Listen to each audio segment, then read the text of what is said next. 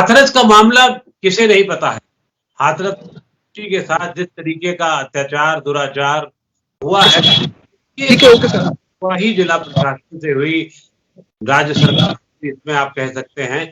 लेकिन इस पूरे मामले में जो राजनीति रंग कर रही है वो अपने अलग तरीके से कर रही है, और राजनीति का रंग ऐसा गंदा हो गया है कि अब आपको समझना मुश्किल है कि इसमें आगे क्या होगा। लेकिन फिलहाल इस मामले पर हमसे बातचीत करने के लिए प्रशांत कौशिक जी हैं साथ में, जो स्थानीय निवासी हैं, हाथरस के ही हैं और बहुत सक्रिय पत्रकार रहे हैं वहां पर, अभी भी हैं। इस समय भी वो गांव जाने के रास्ते पर हैं और हमारे आग्रह पर उन्होंने अपना समय दिया। बहुत आभार आपका प्रशांत जी। क्या चल रहा है अभी इस मामले में? जी, मैं आपको बता दूं कि आज इस रोड पर, पीड़िता के गांव के रोड पर काफी भारी मात्रा में फोर्स बढ़ा दी गई है और यहाँ पर समाजवादी पार्टी का एक डेलीगेशन 11 लोग सदस्यीय टीम पीड़िता के परिवार से मिलने के लिए पहुंच रही है। तो इसको लेकर यहाँ पर काफी भीड़ इकट्ठी हुई है। समाजवादी पार्टी के लोग एकत्रित हैं और अभी भी जो बैरिकेडिंग लगाई गई है उसके बाहर समाजवादी पार्टी की कार्यकर्ता उपस्थित हो गए हैं और डेलीगेशन टीम पहुंच गई है। लेकिन उनमें आक्रोश इस बात को लेकर है कि सभी लोग अंदर नहीं जा सकते। अभी प्रशासन द्वारा डेलीगेशन के केवल 5 सदस्यों को मिलने की अनुमति दी गई है। इन 5 सदस्यों में नहीं, कोई भी हो, ले हमें राजनीति का कोई बहुत मतलब नहीं है। कई राजनीतिक दल हैं, जाएंगे आएंगे मिलेंगे करेंगे। जब राहुल गांधी प्रियंका गांधी चले गए और उनकी सक्रियता हो गई है तो निश्चित रूप से बाकी दल भी जाएंगे और भारतीय जनता पार्टी भी हो सकता है मलहम लगाने की अपने तरीके से कोशिश करे। लेकिन हम ओवरऑल हाथरस के मामले को, इस गंभीरता को, इस घटनाक्रम को जानना चाहते हैं। आप स्थानीय हैं और आप उसको बहुत अच्छी तरीके से समझते हैं। 14 तारीख से लेकर के आज 4 तारीख हो रही है, 20 दिन में क्या कैसे हुआ है और हाथरस उससे कितना प्रभावित हुआ है?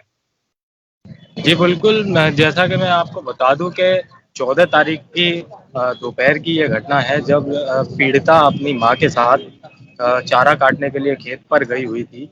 और उसके बाद में जो आरोप लगाया जा रहा है पीड़िता द्वारा कि वहां के स्थानीय गांव के ही एक निवासी, एक संदीप लड़के ने उसके साथ जबरदस्ती की, उसके साथ मारपीट की। उसके बाद पीड़िता को हॉस्पिटल ले जाया जाता है जहां पीड़िता बयान भी देती है। उसमें पीड़िता बयान देती है कि संदीप ने मुझे मारा पीटा, मेरे साथ गलत काम किया और उसके बाद मेरी जीभ भी काट दी। फिर पीड़िता को प्रशासन द्वारा गंभीर हालत में यहाँ से अलीगढ़ के लिए रेफर कर दिया जाता है। अलीगढ़ मेडिकल कॉलेज में जब पीड़िता का इलाज चल रहा होता है उसके बाद वहीं के सीओ उसका, पीड़िता का 161 का बयान लेने के लिए पहुंचते हैं। जब पीड़िता 161 के बयान में 3 लोगों के नाम और बढ़वा देती है। बयान में 3 लोग जो गांव के ही निवासी हैं, इस तरीके से संदीप सहित 4 लोग आरोपी बनाए जाते हैं, जिसमें पुलिस द्वारा हत्या की कोशिश और रेप की धाराओं में मुकदमा दर्ज कर लिया जाता है।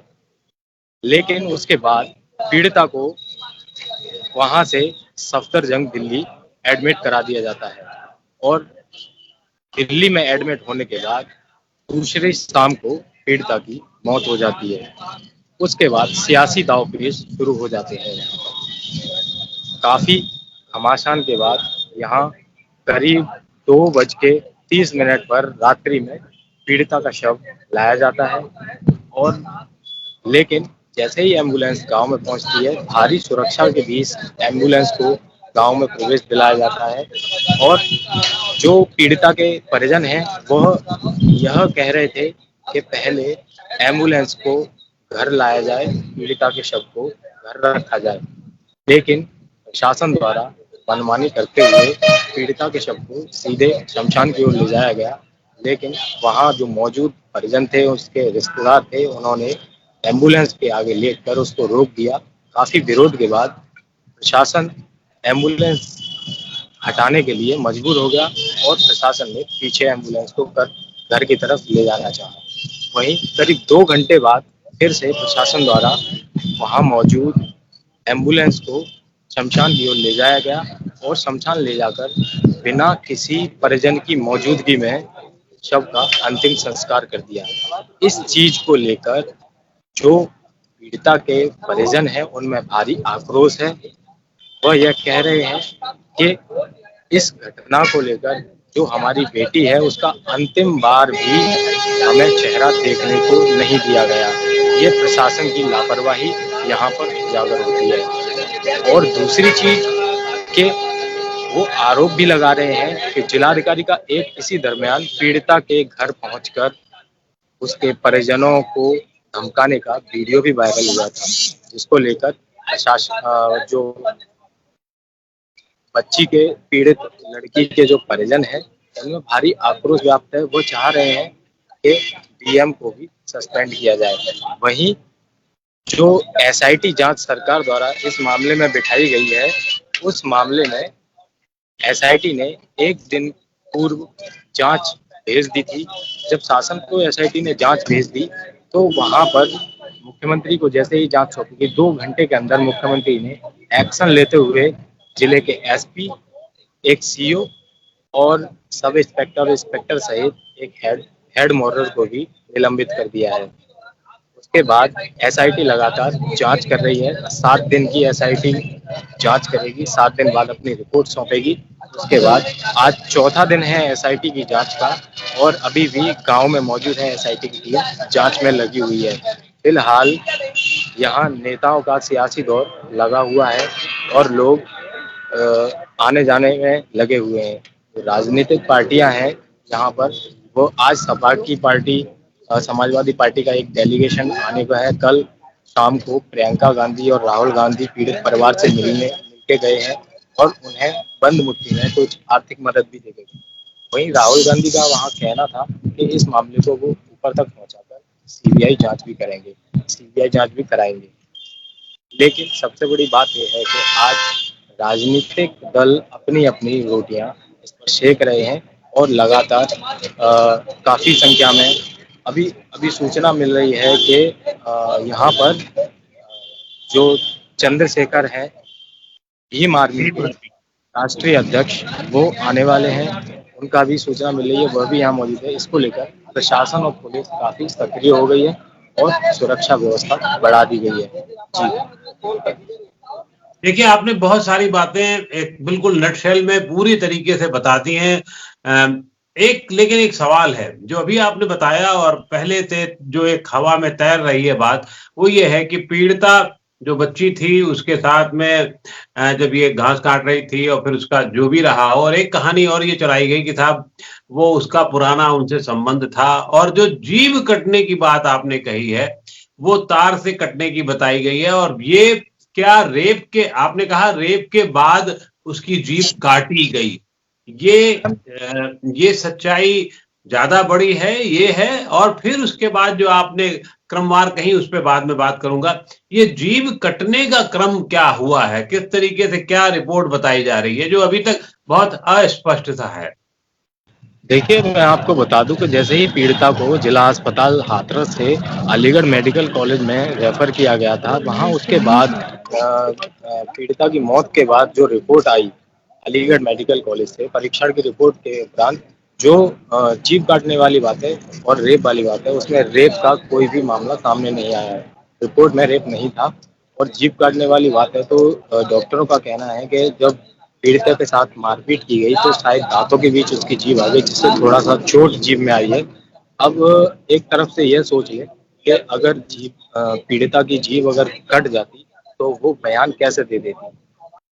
बयान में लगातार जब यहाँ मीडिया ने सवाल पूछे, जब गांव से उसे जिला अस्पताल में भर्ती कराया गया, तब पीड़िता ने अपने मुंह से बयान साफ साफ दिए हैं। उसके बाद 161 के बयान वहाँ मेडिकल कॉलेज में भी पीड़िता ने दिए हैं। लेकिन आप जीभ काटने वाली जो बात है वो पूरी तरह सत्य नहीं है। बिल्कुल पीड़िता अपने आप में बोल रही थी और नॉर्मल थी उस समय। जी, यानी कि जीभ काटने वाली बात को अभी हम लोग बहुत सत्यता से आगे नहीं बढ़ा सकते कि क्या एग्जैक्टली क्या हुआ था, ये नहीं आप कह सकते। वही सब जी कुछ दिखाना है एग्जैक्टली। तो अभी कोई भी यह आरोप लगा रहे हो और चारों आरोपियों को पकड़कर जेल भेज दिया गया है, लेकिन अभी एग्जैक्टली इस घटना का पूरी तरह से पुलिस विवेचना कर रही है। विवेचना के बाद जो भी तथ्यात्मक, और एसआईटी टीम अपनी जांच कर रही है। 7 दिन की एसआईटी टीम जो जांच कर रही है उसके चौथा दिन है आज। 7 दिन बाद वो पूरी रिपोर्ट बनाकर शासन को सौंपेगी। उसके बाद जो भी इस मामले में दोषी पाया जाएगा उसके ऊपर कठोरतम कार्रवाई होगी। लेकिन अभी घर वालों की बात करें, जो पीड़िता के परिजन हैं, वो यह कह रहे हैं कि शासन ने, एसआईटी ने ये कहा है कि उनका नार्को टेस्ट किया जाएगा, लेकिन पीड़िता के परिजन कहीं ना कहीं नार्को टेस्ट नहीं कराना चाहते हैं। उनका साफ कहना है कि ना ही हमें सीबीआई जांच चाहिए, ना ही हमें नार्को टेस्ट चाहिए।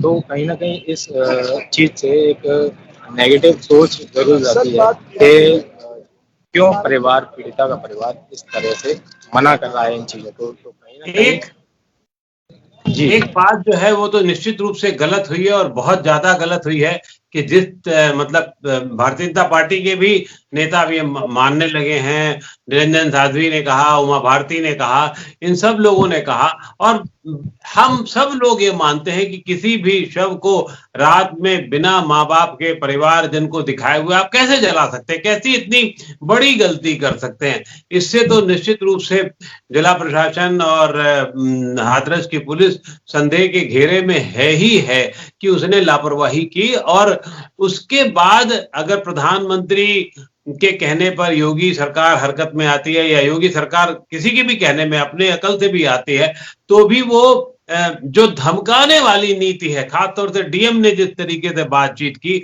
वो बहुत ही शर्मनाक है और अगर ऐसा नहीं कहना चाहिए था उन्हें।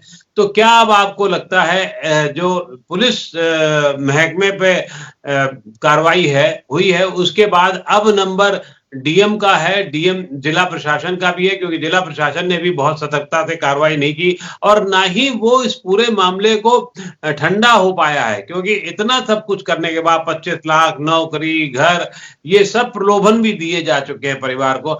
अब परिवार की स्थिति क्या है? परिवार क्या, आप मिले हैं परिवार वालों से, आप जानना चाहते हैं परिवार क्या चाहता है और इसका असर क्या लगता है? परिवार क्या चाहता क्या है?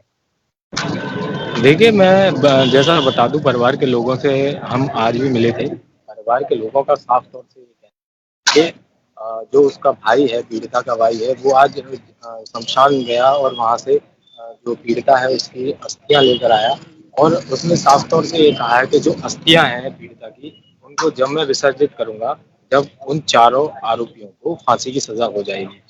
दूसरी बात, प्रशासन की बात करें तो यहाँ के जिला प्रशासन, यहाँ के डिस्ट्रिक्ट मजिस्ट्रेट है, डीएम है, उन्होंने जिस तरीके से परिवार को यहाँ धमकाने वाली जो बात कही है, वही जो कहा है, उसके बाद में साफ तौर पर एसआईटी टीम ने भी साफ तौर से 4 दिन, आज चौथा दिन है, शायद आज शाम को जो टीम रिपोर्ट सौंपेगी उसके बाद आज जिलाधिकारी हाथरस पर भी कार्यवाही हो सकती है।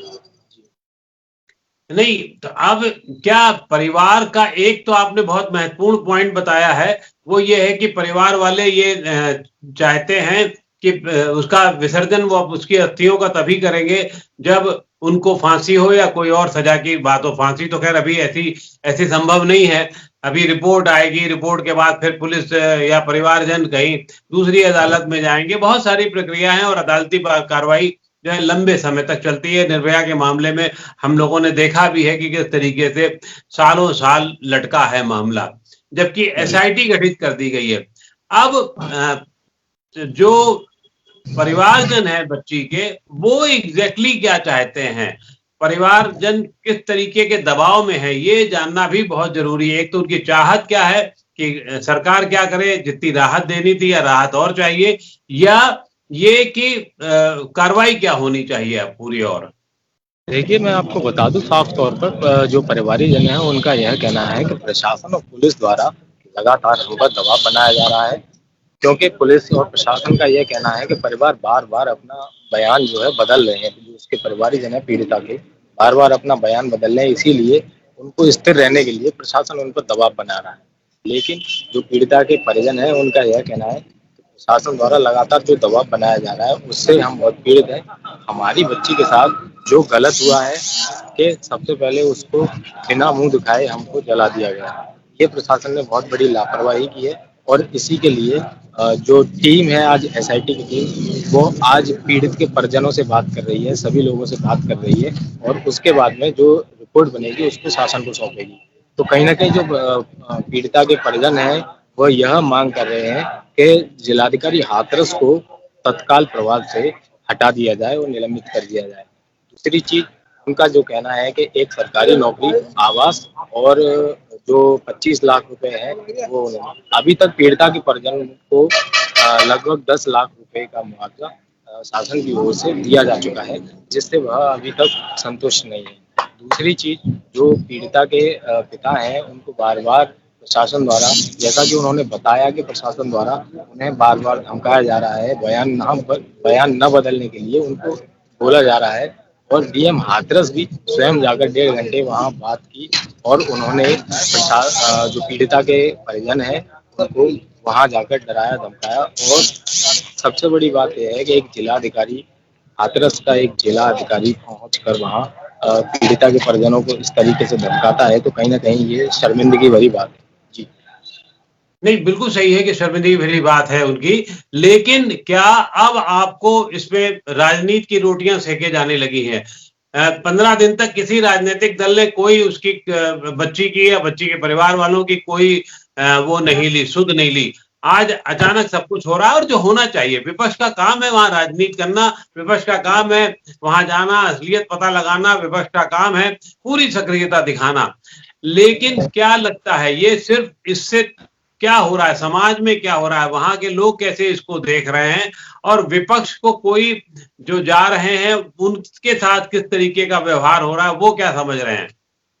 जी, मैं आपको बता दूं कि जैसे विपक्ष और आरोपी पक्ष को भी हमने जानना चाहा है। जो आरोपी पक्ष हैं उनके जो परिजन हैं उनसे हमारी बातचीत हुई है तो जो परिजन है, जो संदीप है, जो फर्स्ट आरोपी है, जो पीड़िता ने पहली बार जिसका नाम लिया था कि वो मेरे साथ जबरदस्ती की, जो संदीप है आरोपी, पहला आरोपी जिसको पुलिस ने पहली बार गिरफ्तार किया, वो आरोपी के जो पिता हैं उनसे हमारी बातचीत हुई तो उनका साफ तौर पे ये कहना है कि हमारे जो भी बेटे हैं या उनका बेटा है या जो भी 3 लोग और हैं जो एक ही जाति से हैं, तो अगर उन्होंने गलत काम किया या कुछ भी हो तो उन्हें गोली मार दी जाए चौराहे पे या फांसी दे दी जाए, इस तरीके से उन्होंने बयानबाजी दी थी। लेकिन अगर गलत नहीं है तो उन्हें निर्दोष साबित किया जाए और दोषियों के खिलाफ कार्रवाई जाए। तो पीड़ित का जो परिवार है, चारों पीड़ित जो बच्चे हैं उनका परिवार है, वो साफ तौर पर यह कह रहा है कि अगर हमारे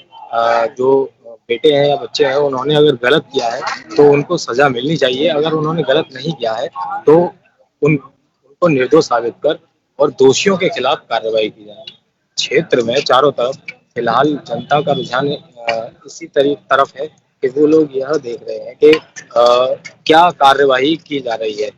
जहाँ तक हमारी जनता से बात करने वाली बात है, जनता के कई लोगों से, हमारे यहाँ आसपास के लोगों से बात, तो वो कहीं ना कहीं इस मामले में थोड़ा सा सस्पेंस बता रहे हैं। तो साफ तौर पर वो यही कह रहे हैं कि जो बच्चे जेल भेजे गए हैं, जो आरोपी बनाकर पीड़िता के बयान के बाद जो जेल भेजे गए हैं, वो कहीं ना कहीं दोषी नहीं है। यह केवल एक रंजिशन मामला कराया जा रहा है।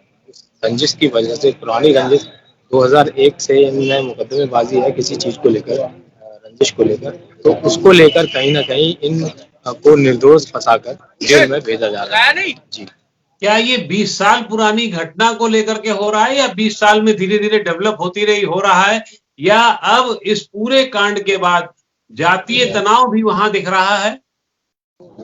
देखिए कहीं ना कहीं जातीय तनाव की संभावना यहाँ बिल्कुल है, क्योंकि आज यह जो है 30 गांव की पंचायत श्रवण वर्ग ने यहाँ शुरू की है और ये लोग पंचायत कर रहे हैं कि जिस तरीके से निर्दोष का कहना है कि निर्दोष बच्चों को जो फंसाया जा रहा है उनको जेल में डाल दिया गया, जबकि अभी भी कुछ फाइनल नहीं हुआ है। तो कहीं ना कहीं ये रंजिशन मामला पहले से चला आ रहा था, उसको लेकर जो निर्दोष लोगों को बच्चों को जो जेल में डाला गया है तो उसके लिए वह शांत नहीं बैठेंगे और बड़े उग्र आंदोलन की तैयारी में सभी लोग जुटे हुए हैं। इसको लेकर आज पंचायत भी कई गांव की आज की गई है। जी तो ये तो एक नया मोड़ हो रहा है कि पंचायत आ गई है और दूसरी तरफ दलितों में भी बहुत गुस्सा है, ये तो है ही। लेकिन अब एक चीज ये बताइए, राज्य सरकार आपको क्या लगता है गांव वाले क्या मांगना चाहते हैं? सीबीआई जांच तो सीबीआई जांच हो गई, लेकिन सीबीआई जांच